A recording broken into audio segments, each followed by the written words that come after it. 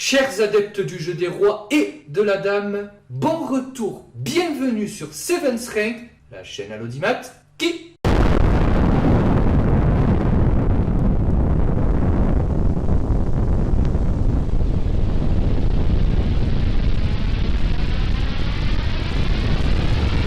Les amis, laissez-moi vous présenter, si vous ne le connaissez pas encore, un génie du jeu d'échecs et un de mes joueurs préférés, célèbre pour ses coups et parties fantastiques, son jeu très créatif, mais aussi ses bourdes exceptionnelles, il faut le dire rarissime à son niveau. Vassili Ivanchuk est aujourd'hui à l'honneur sur notre chaîne. Alors Vassili Ivanchuk est né un 18 mars 1969, année érotique, durant la guerre froide en République socialiste d'Ukraine. Et son palmarès étant assez conséquent, si vous le voulez bien, nous allons nous contenter d'embrosser les traits principaux, plutôt que de nous perdre dans un labyrinthe d'accomplissements spectaculaires de la part de notre star ukrainienne, sinon nous y sommes encore demain, ce qui, cela dit, ne serait pas pour me déplaire.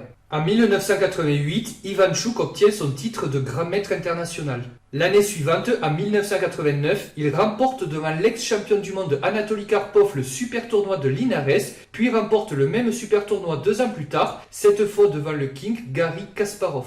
En 2007, il devient champion du monde de Blitz devant la star indienne Viswanathan Anand, le fameux tigre de Madras. Et pour finir sur une petite note qui me tient à cœur, j'ajoute qu'il a remporté en 2010, parmi d'autres tournois prestigieux évidemment, le tournoi du Cap d'Agde devant Hikaru Nakamura, la star du Blitz Online, et qu'Ivanchuk, à cette occasion, m'a très gentiment signé un autographe puisque j'étais spectateur de ce match, et je me rappelle aussi que c'est la première fois que je participais à un tournoi, donc j'en ai profité pour demander à Ivanchuk un autographe qui m'a très gentiment signé et je lui adresse aujourd'hui encore un timide merci. Donc promis, je vous montrerai quelques-uns de ses plus beaux faits d'armes, sinon on va penser que je suis ingrat, certaines de ses parties étant même restées extrêmement célèbres et populaires, mais pour aujourd'hui on va chambrer gentiment notre Ivanchuk préféré avec ce genre de petit oubli qui pouvait l'assaillir de temps à autre.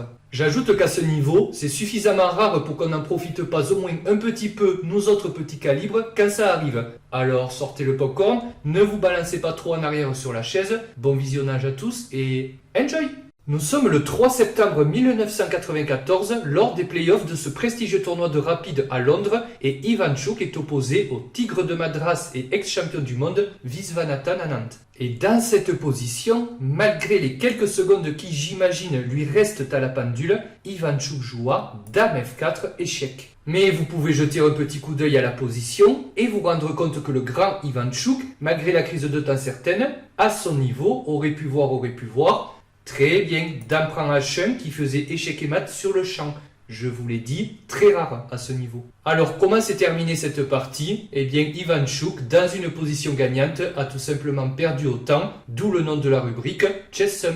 Et c'est tout. Écoutez, j'espère que cette vidéo express vous a tout de même plu. N'hésitez pas d'ailleurs à me dire ce que vous en avez pensé en commentaire. Si vous désirez donner un coup de pouce à la chaîne, vous pouvez toujours en laisser un en l'air sous la vidéo. Échequistes de tous les pays, abonnez-vous. Et moi je vous dis à très vite vers d'autres cieux échiquéens. Ciao tout le monde!